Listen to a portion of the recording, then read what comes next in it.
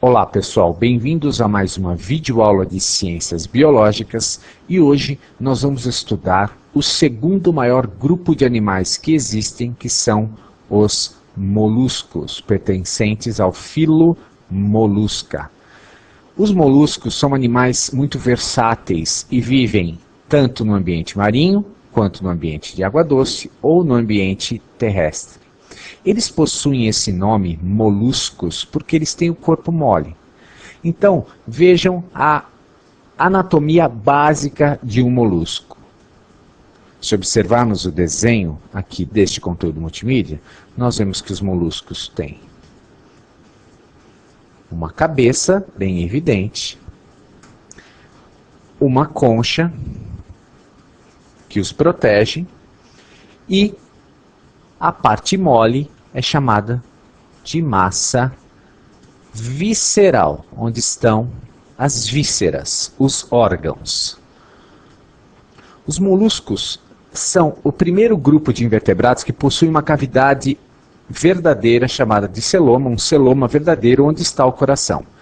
Além dessa cavidade, então, que os diferencia dos grupos menos evoluídos de invertebrados, os moluscos já possuem um sistema respiratório, digestório, excretor e reprodutor bem eficiente, além do sistema sensorial que os ajuda muito.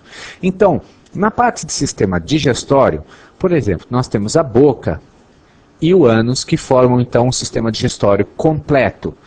Complementada a digestão com uma rádula, que é uma estrutura que nós vamos ver numa animação daqui a pouco, que ajuda na mastigação, na trituração dos alimentos. O tubo digestório, então, é complementado por um estômago e um intestino, e as fezes saem pelo ânus. Temos aqui uma cavidade do manto, que também, através de uma animação, nós vamos ver a importância dela na respiração e na circulação. Um sistema sensorial, formado por olhos e tentáculos, também bem desenvolvido em alguns grupos. E a reprodução pode tanto ser de sexos separados, como existem seres hermafroditas, que ambos fazem uma fecundação cruzada e ambos geram seus filhotes. Então, vamos agora ver a circulação e a respiração. Bom, como eu disse, existe essa cavidade do manto, que é uma abertura na concha por onde a água, no caso dos aquáticos, penetra, e o oxigênio da água passa para o sistema circulatório, é bombeado por um coração bem simples e é distribuído para todo o corpo. O gás carbônico também passa para essa cavidade do manto, onde é eliminado para o exterior. Na digestão, na alimentação, como eu falei, existe a rádula, que é essa estrutura denteada que serve para triturar os alimentos. Isso no caso de caracóis, caramujos e lesmas. Bivalves, por exemplo, conchas como ostras e mexilhões, não têm rádula, tá? Como também o sistema sensorial deles também não é muito desenvolvido. Esses seres se alimentam de plâncton, filtrando o plâncton da água. Então, como eu disse, os moluscos formam o segundo maior grupo de animais do planeta, com mais de 100 mil espécies diferentes. Então vamos ver alguns exemplos aqui. Por exemplo, nós temos a bailarina espanhola, que é uma espécie de molusco muito interessante. Temos aqui algumas conchas marinhas, moluscos marinhos, que são bem interessantes. A lesma, que não possui a concha, é uma exceção. Os polvos, que podem ser gigantes, as lulas, os bivalves. Aqui o polvo com os ovos, mostrando a reprodução desses animais, tá? E como eles crescem. Veja que os filhotes são bem parecidos com os adultos. No item classificação, nós temos então três grandes grupos, três grandes classes principais. Existem outras menores, mas as três principais são as que formam, as que abrangem lesmas, caracóis e caramujos. É o grupo chamado de gastrópodes. O grupo formado por mariscos, ostras, mexilhões, é este grupo conhecido também como bivalves. E o terceiro grupo, formado por polvos e lulas, são os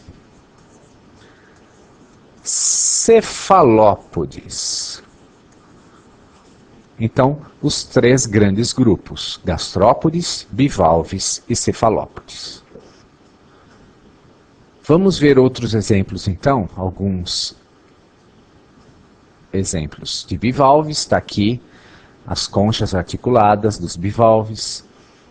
Nos cefalópodes, a sépia, as lulas e os polvos. E os gastrópodes, os caracóis, caramujos e lesmas que não possuem concha.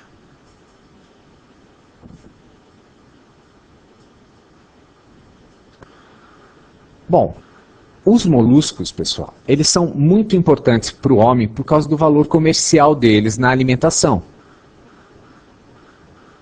Eles são muito utilizados na alimentação humana. Porém, existem o fato da formação das pérolas. Os bivalves são, no caso das ostras, são os maiores formadores de pérolas. Então vamos ver como isso acontece.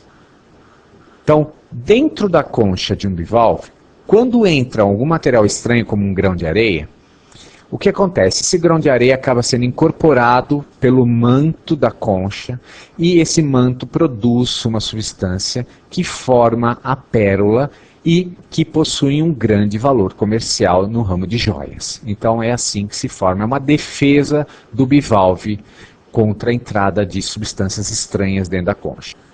Agora, para encerrar a nossa aula de hoje, gostaria de mostrar a vocês uma imagem real de um molusco cefalópode, que é a lula. Então vejam aqui o corpo da lula. Eu quero evidenciar aqui, gente, essa estrutura chamada de sifão. O sifão é um mecanismo de defesa para a fuga desse animal. Ele solta um jato de água pelo sifão e consegue fugir como se fosse um foguetinho. Então é um sistema de propulsão muito típico dos moluscos cefalópodes.